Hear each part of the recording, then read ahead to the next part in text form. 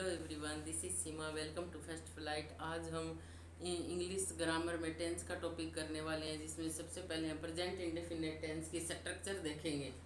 तो present indefinite tense होता है, इसमें सबसे पहले देखते हैं कि हम स्ट्रक्चर से भी पहले कि स्ट्रक्चर मतलब फॉर्मेशन, अलग अलग जो सेंटेंसेस होते हैं, affirmative sentences, negative sentences, interrogative sentences, ये जो थ्री टाइप्स ऑफ सेंटेंसेस होते हैं, इनमें इनकी क्या क्या फॉर्मेशन होती है। इससे पहले हम देख लेते हैं कि प्रेजेंट इंडेफिनिट टेंस में कौन सी वर्ब की फॉर्म यूज होती है। तो वर्ब की फर्स्ट फॉर्म प्लस एस या तो वर्ब की फर्स्ट फॉर्म का यूज होगा, या वर्ब की फर्स्ट फॉर्म के साथ एस या ई एस लगेगा।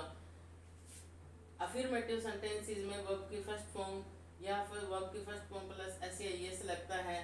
नेगेटिव और इंट्रोगेटिव में इसकी हेल्पिंग वर्ब डू डज लगेगी और बाद में वर्ब की फर्स्ट फॉर्म लगती है। अफर्मेटिव और नेगेटिव और इंटरोगेटिव सेंटेंसेस में। और अफर्मेटिव में सिर्फ अफर्मेटिव में वर्ब की फर्स्ट फॉर्म या वर्ब की फर्स्ट फॉर्म प्लस एस या एस लगता है। इसकी अफर्मेटिव सेंटेंसेस में देखते हैं। अफर्मेटिव में सब्जेक्ट, सबसे पहले सब्जेक्ट आता है, फिर वर्ब आती है। यदि वर्ब के साथ एस या एस लगेगा तो वो आएगा, प्लस ऑब्जेक्ट और बाद में फुल स्टॉप लगता है। फॉर एग्जांपल, इसका एग्जांपल कर देते हैं। Ram is a good boy. Ram subject है। वर्ब की थर्ड सब्जेक्ट कैसा है, थर्ड पर्सन है, सिंगुलर है। तो वर्ब की तो यहाँ पे क्या लगेगा, इज एम आर में से इज लगेगा। वर्ब की first form is a good boy, यहाँ पे इज ए गुड बॉय क्या है, ए गुड बॉय क्या है, ऑब्जेक्ट है इसका। तो ए गुड बॉय क्या हो गया, बॉय क्या हुआ, ऑब्जेक्ट हुआ।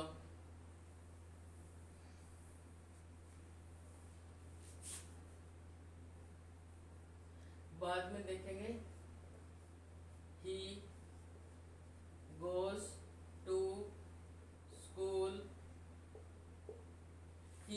ही क्या है, सब्जेक्ट है, क्योंकि ये जो गो वर्ब है इसका करने वाला कौन है, ही।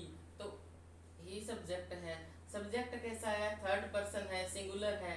तो वर्ब की फर्स्ट फॉर्म प्लस ईएस लग गया, गोज टू स्कूल। इसका जाने का जो वह जाता है, कहाँ जाता है, स्कूल जाता है। जो जाने का लक्ष्य क्या है, स्कूल है, तो स्कूल क्या हुआ, ऑब्जेक्ट हुआ। तो क्या है यहाँ पे, सब्जेक्ट प्लस वर्ब की फर्स्ट फॉर्म प्लस एस या एस है, प्लस ऑब्जेक्ट। ऑब्जेक्ट क्या है, स्कूल है। नेगेटिव सेंटेंसेस में देखते हैं। नेगेटिव सेंटेंसेस कौन से अब अफर्मेटिव सेंटेंसेस के बारे में बताते हैं। अफर्मेटिव सेंटेंसेस वो सेंटेंसेस होते हैं जिनमें हम अपनी बात सिंपली कहते हैं, जाता है, मतलब वो ना तो इंटेरोगेटिव होते और ना ही वो नेगेटिव होते, ना उस यानी कि उनमें ना तो कोई प्रश्न पूछा होता है और ना ही उनका नाम में उत्तर आता है। वो अफर्मेटिव होते हैं। उनमें सिंपली जैसे वह जाता है, राम यह काम करता है, वह लिख रहा है, वह पढ़ रहा है। तो ऐसे जो सेंटेंसेस होते हैं वो अफर्मेटिव सेंटेंसेस होते हैं। अफर्मेटिव सेंटेंसेस में इसकी स्ट्रक्चर मैंने बता दी कि इसकी फॉर्मेशन कैसे होती है। अब नेगेटिव सेंटेंसेस कौन से होते हैं। नेगेटिव सेंटेंसेस ना में उत्तर वाले, हम कहते हैं ना ये इंसान बहुत नेगेटिव है, मतलब वो हर काम में ना करेगा, वो हर काम में कहेगा, किसी भी कोई नया काम शुरू करने का कहेंगे तो कहेगा नहीं होगा, यानी कि जो नहीं में उत्तर देते हैं वो कौन से होते हैं, नेगेटिव। तो इसमें क्या है, नो या नोट का प्रयोग इनमें होता है। नेगेटिव सेंटेंसेस में नो, नोट इनका प्रयोग किया जाता है। और इंटेरोगेटिव कौन से होते हैं, जब हम कहीं जाते हैं तो कईयों की आदत होती है कि वो हमें पूछते हैं तुम कहाँ जा रहे हो। तो इस तरह की जो बातें पूछते हैं, मतलब जिसमें यूँ कहाँ सवाल पूछा गया हो, कोई क्वेश्चन पूछा गया हो हमसे, तो वो कौन से सेंटेंसेस होते हैं, इंट्रोगेटिव सेंटेंसेस होते हैं। अब हम नेगेटिव सेंटेंसेस के बारे में चर्चा करते हैं। नेगेटिव सेंटेंसेस में सबसे पहले सब्जेक्ट आएगा, फिर हेल्पिंग वर्ब आएगी, फिर बाद में नेगेटिव में हेल्पिंग वर्ब होगी, बाद में क्या होगा, नोट होगा, प्लस बाद में वर्ब की फर्स्ट फॉर्म होगी, प्लस ऑब्जेक्ट होगा और फुल स्टॉप होगा। जैसे यहाँ पे ये कहता है कि ही गोज टू स्कूल। अब जो नेगेटिव होगा तो उसमें क्या होगा, he does not go to school, he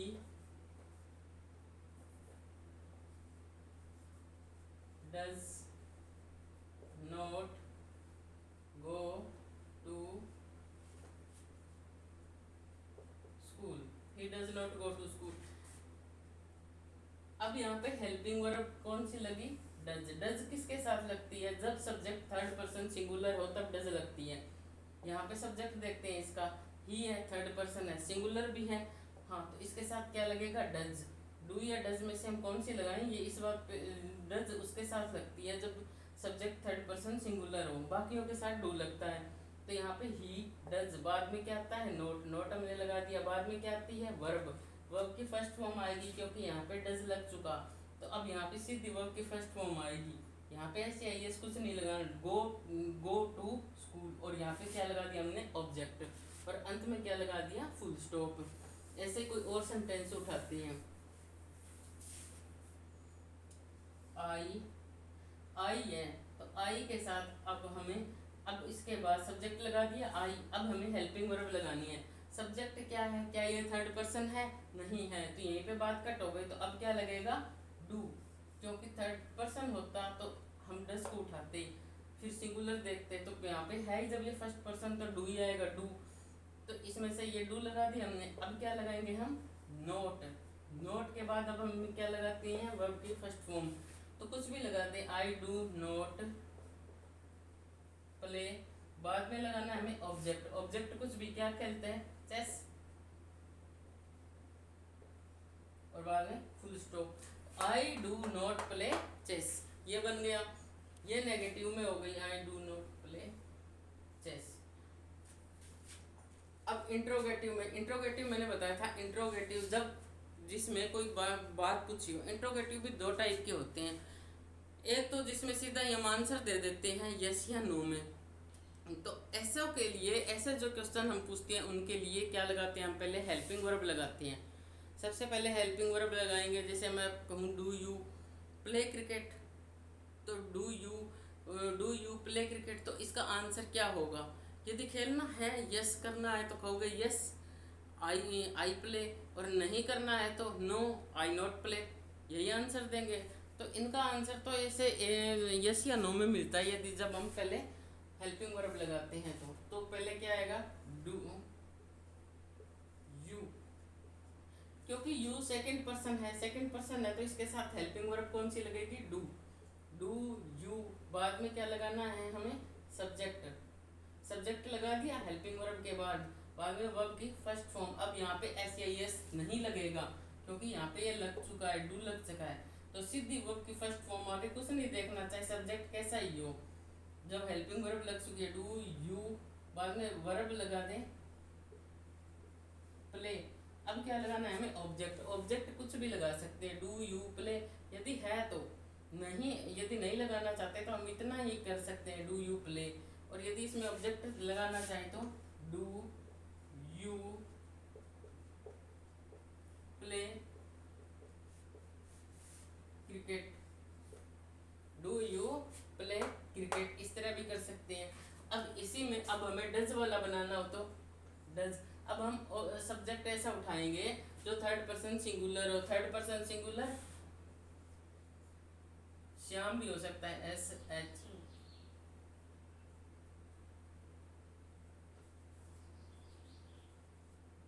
Shyam, does Shyam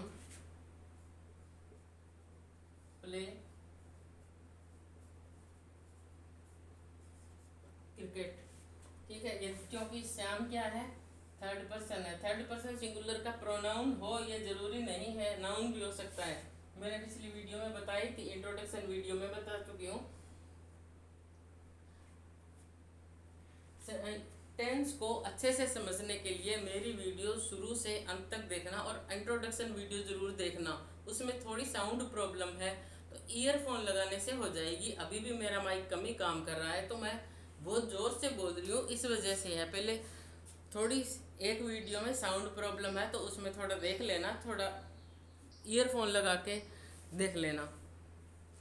tense अच्छे से समझ में आए इसके लिए आप वीडियो शुरू से लेके आखिर तक, और मैं दोबारा कहती हूँ इंट्रोडक्शन वीडियो भी देखना, उसमें बहुत सारे डाउट्स क्लियर होंगे और टेंस भी समझ में आएंगे और बहुत कुछ उसमें सब्जेक्ट वर्ब एग्रीमेंट है, वो भी टॉपिक इसी में क्लियर हो रहा है। इसमें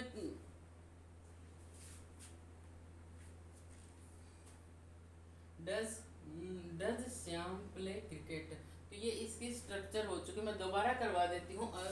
इसमें क्या होता है कि वर्ब की फर्स्ट, इसकी वर्ब कौन सी होती है, वर्ब की या तो फर्स्ट फॉर्म का यूज होता है या वर्ब की फर्स्ट फॉर्म प्लस एस या एस लगता है। ये कब होता है, ये अफर्मेटिव सेंटेंसेस में वर्ब की फर्स्ट फॉर्म या फर्स्ट फॉर्म प्लस एस या एस लगता है। तो ये इनमें है, जैसे ही गोज टू स्कूल, जैसे ही वर्ब की फर्स्ट फॉर्म है गो, थर्ड पर्सन सिंगुलर है ये, तो इसके साथ ईएस लगा दिया, कहाँ जाता है, to school, he goes to school. दूसरा सेंटेंस ये भी हो सकता है, I play cricket, I play cricket, I इसका सब्जेक्ट क्या है, आई क्या है, फर्स्ट पर्सन, तो क्या वर्ब की फर्स्ट फॉर्म के साथ ऐसे एस लगेगा, नहीं लगेगा, सिर्फ वर्ब की फर्स्ट फॉर्म होगी। आई प्ले क्या खेलता है, खेलेगा, ये इतना काम क्या है, इसका लक्ष्य क्या है, क्रिकेट। तो जो कोई प्राप्त करने करता अपनी क्रिया द्वारा जिसे प्राप्त करना चाहता है वो क्या होता है, और हिंदी में जिसे कहते हैं कर्म और इंग्लिश में क्या कहते हैं इसे, ऑब्जेक्ट। तो आई प्ले क्रिकेट, और यदि यहाँ पे यू होता तो यू प्ले क्रिकेट, और यहाँ पे सीता होती तो सीता थर्ड पर्सन है, सिंगुलर है, सीता प्लेज, वर्ब की फर्स्ट फॉर्म के साथ प्लेज क्रिकेट, ये हो जाता। बाद में आ जाते हैं नेगेटिव सेंटेंसेस। नेगेटिव सेंटेंसेस में subject plus helping verb plus not plus verb की फर्स्ट फॉर्म। हेल्पिंग वर्ब यहाँ पे लगी है, नेगेटिव में वर्ब की फर्स्ट फॉर्म ही यूज होती है, वर्ब की फर्स्ट फॉर्म के साथ एस या एस नहीं लगता, प्लस ऑब्जेक्ट और फुल स्टॉप। तो यहाँ पे आई क्या है, फर्स्ट पर्सन, तो इसके साथ क्या आएगी, हेल्पिंग वर्ब डू, यहाँ पे डू, बाद में नॉट। अब देखते हैं वर्ब क्योंकि यहाँ पे हेल्पिंग वर्ब आ चुकी नेगेटिव में, तो यहाँ पे वर्ब की फर्स्ट फॉर्म ही यूज होगी, I do not play chess. यदि यहाँ पे यह भी होता ना ही, तो बाद में यहाँ पे ही के साथ सब्जेक्ट के साथ कौन सी वर्ब लगे, कौन सी हेल्पिंग वर्ब लगेगी, डज, क्योंकि थर्ड पर्सन सिंगुलर है, डज नॉट। बाद में वर्ब की फर्स्ट फॉर्म एस या एस नहीं लगेगा, ही does not play cricket.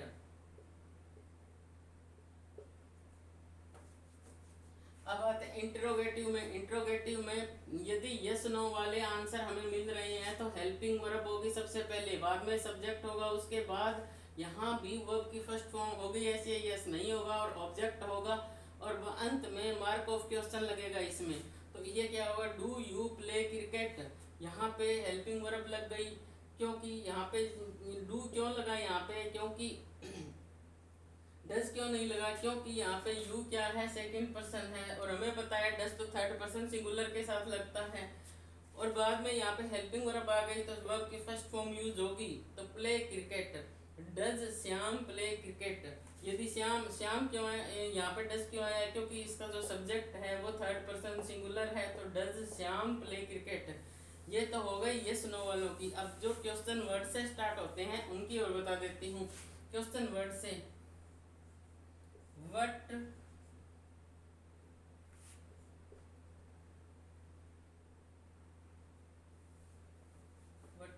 Where, do you want to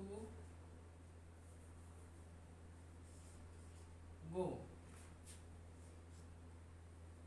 अब यहाँ पूछा है where do you want to go. अब यहाँ पे कंफ्यूजन होता है कईयों को कि वर्ब कौन सी है, ये है या ये है।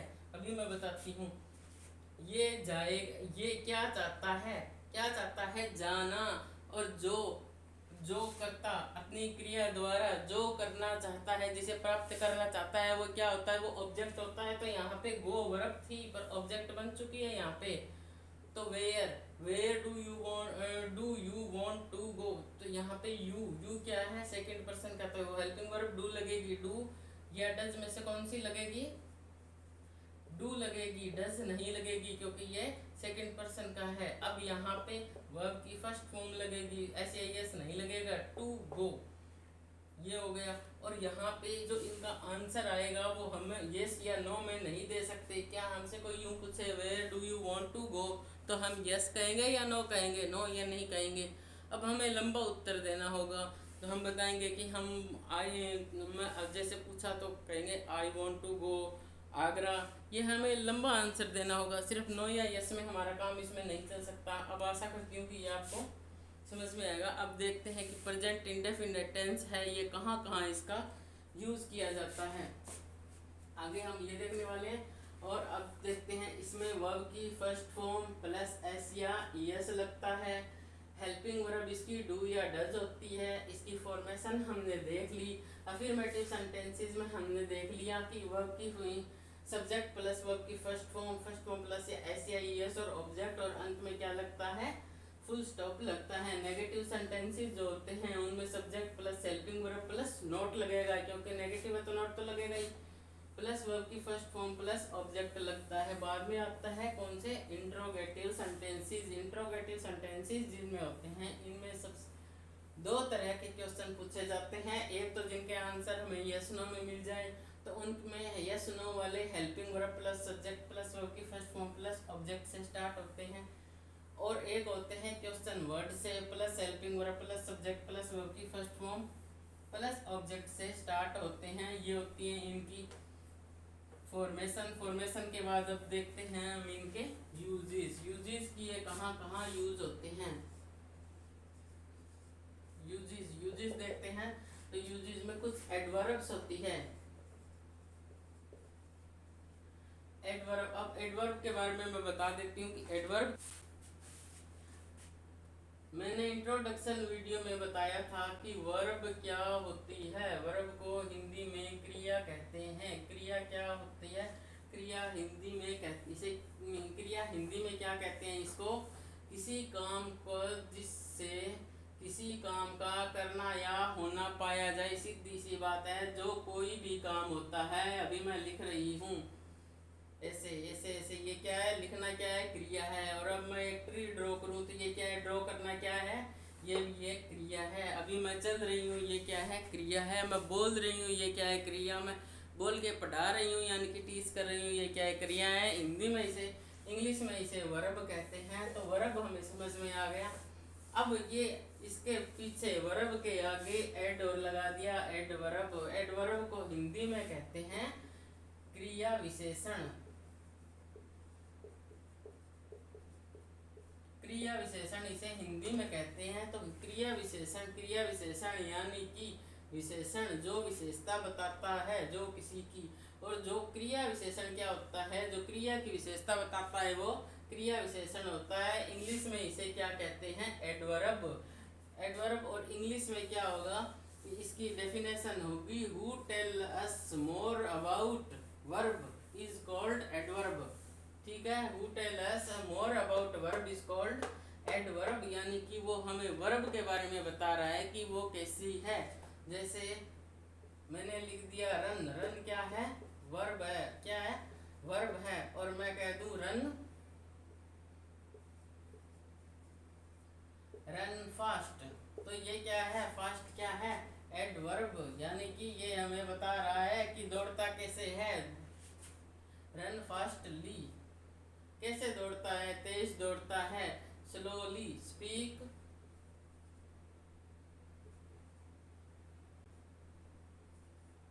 स्लोली। तो ये क्या है? एडवर्ब है। तो इनसे हमें पता चलेगा। और एडवर्ब्स कौन कौन सी होती है? Daily, daily. I go to temple daily. तो यहाँ पे और कौन सी एडवर्ब? कुछ एडवर्ब्स के साथ किस टेंस का यूज होता है? प्रेजेंट इंडेफिनिट टेंस का यूज होता है। कौन कौन सी के साथ होता है? मैं यहाँ पे एडवर्ब लिख देती हूँ डेली।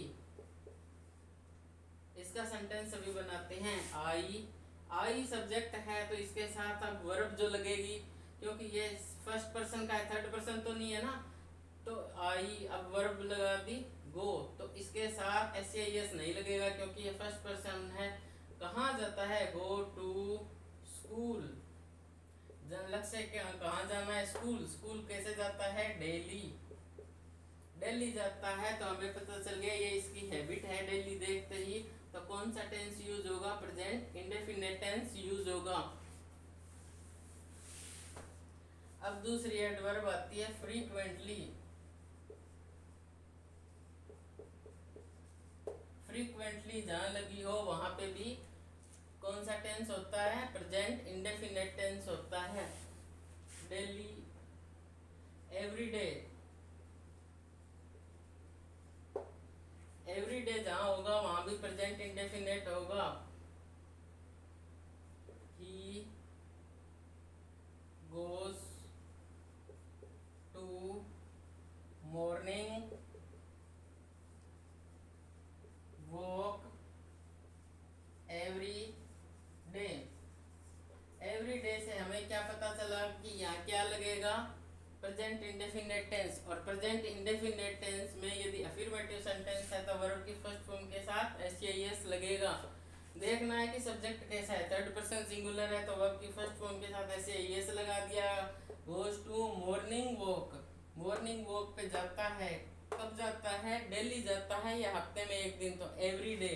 और यदि यहाँ पे ऐसे लिखा हो तो he goes to morning walk. जरूरी नहीं है हर कोई डेली जाए, वंस ए वीक। जरूरी नहीं है कोई इतने आलसी हो कि हफ्ते में एक बार ही जाए, twice a week.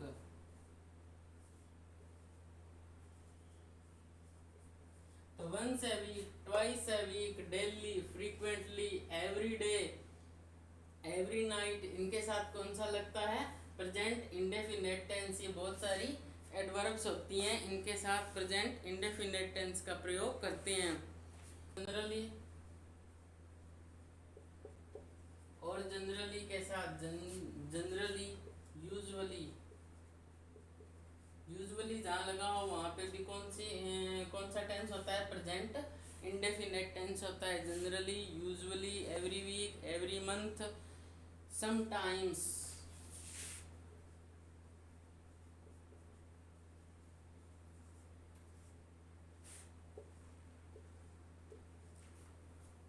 Once a week, twice a week, every month, twice month, once a month. ये एडवर्ब्स जहाँ हो वहाँ पे कौन सा टेंस यूज होता है, प्रेजेंट इंडेफिनिट टेंस। और प्रेजेंट इंडेफिनिट टेंस को कहाँ यूज करते हैं, टू एक्सप्रेस कोई ऐसी घटना को बताने के लिए जो अभी समय जब चल रहा है उस समय वह बात सही चल रही हो। प्रेजेंट मोमेंट को to express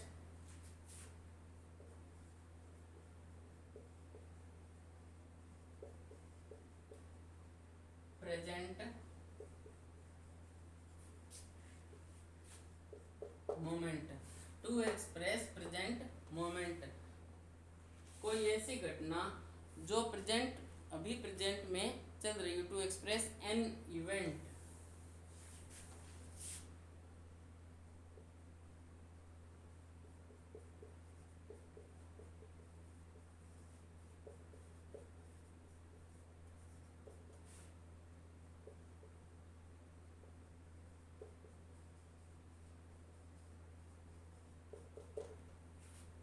to express an event taking place at present moment. अभी इसी वक्त, जो टेकिंग प्लेस मतलब जो इस वक्त हो।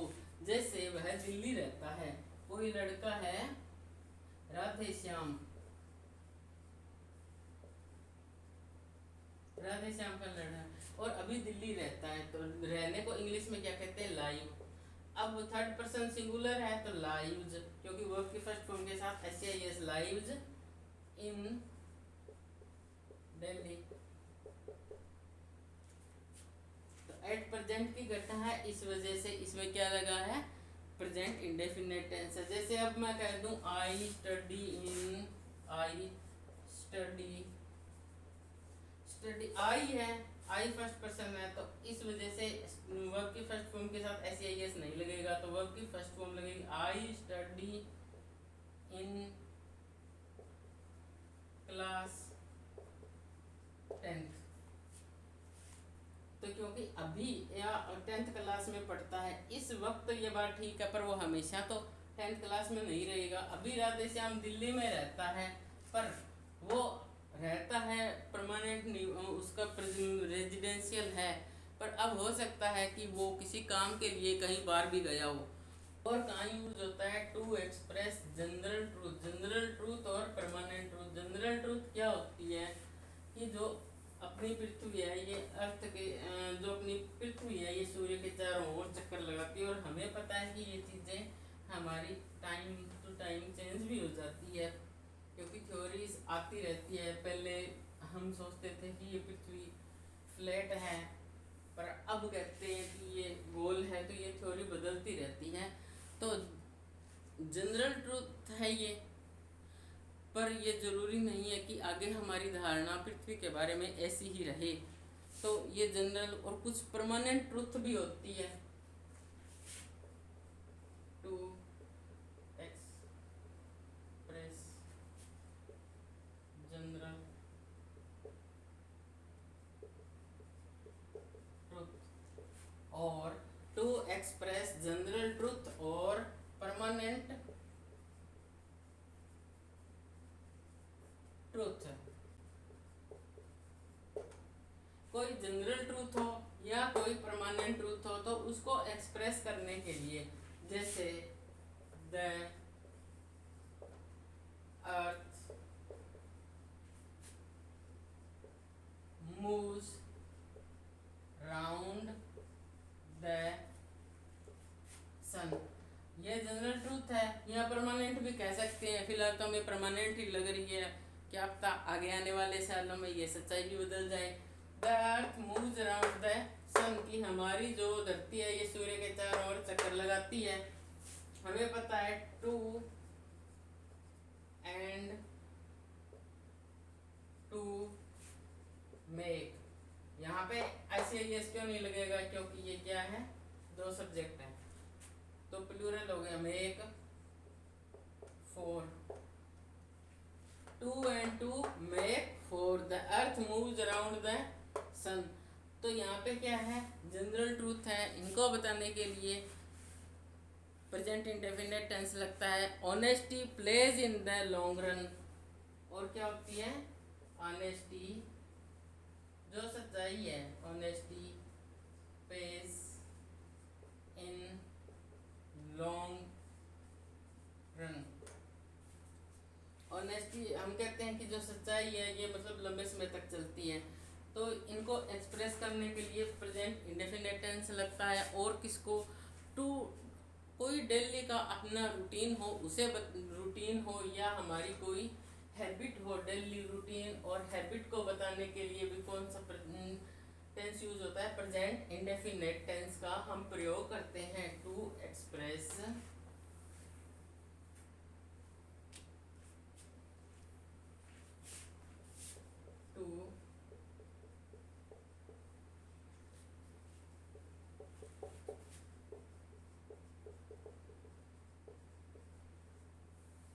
डेली रूटीन, कोई डेली रूटीन को बताने के लिए, और कोई हैबिट हो, और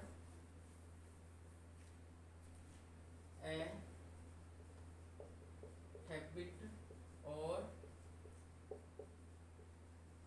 कस्टम, यानी कि कोई हमारा डेली का रूटीन हो, हमारी कोई हैबिट हो, या हमारी कोई कस्टम यानी कि हमारा कोई रीति रिवाज हो।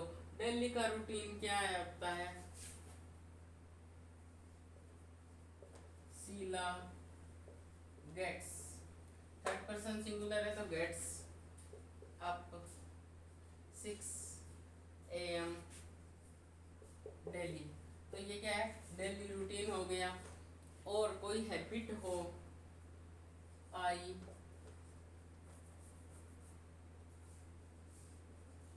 गो for morning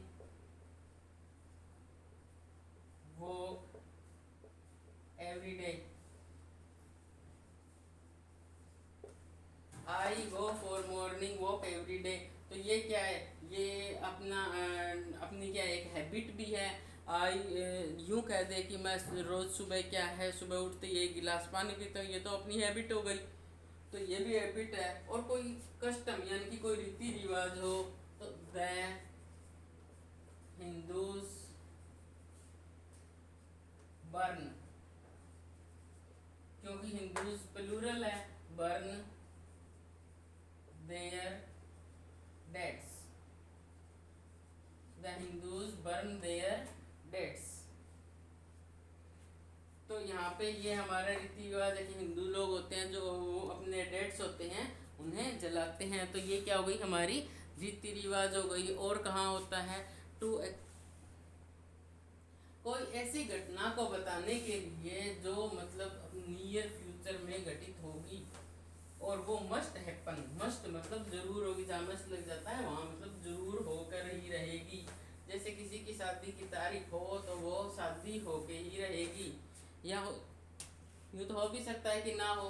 to express an event must happen in near future, कि कोई ऐसी इवेंट को एक्सप्रेस करने के लिए जो नियर फ्यूचर में जरूर हो। Her marriage comes off next week, भाई उसकी शादी की तारीख रख दी गई है और अगले हफ्ते है तो ये होके रहेगी। तो हर मैरिज थर्ड पर्सन है, सिंगुलर है, तो comes off next week, next week उसकी शादी है। We go to Delhi tomorrow, we go to Delhi tomorrow, हम दिल्ली क्या है कल जाएंगे। ये मतलब ये पक्के इरादे को बताता है। तो रीड और राइट ए subordinate clause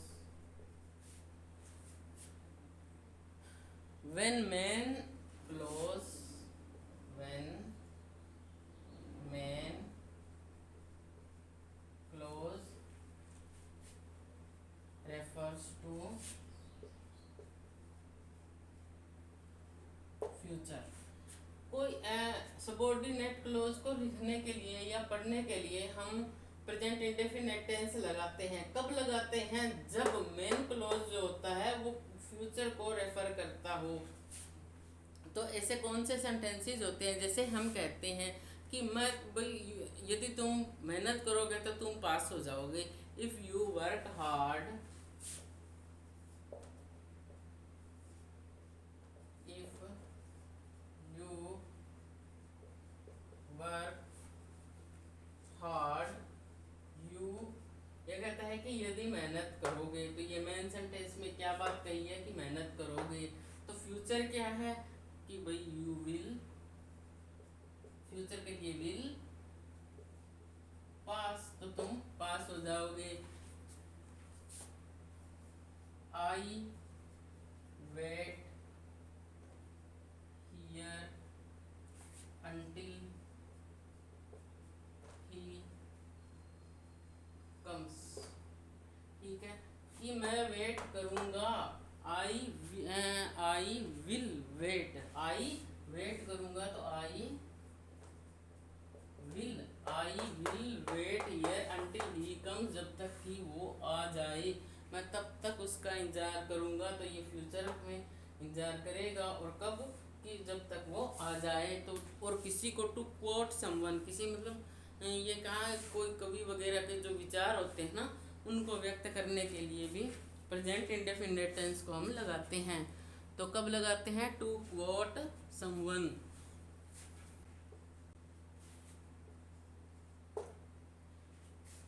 जैसे kids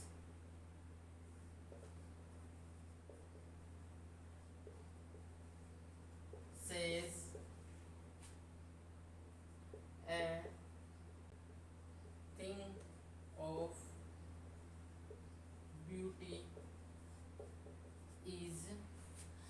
thing of beauty is joy for ever, is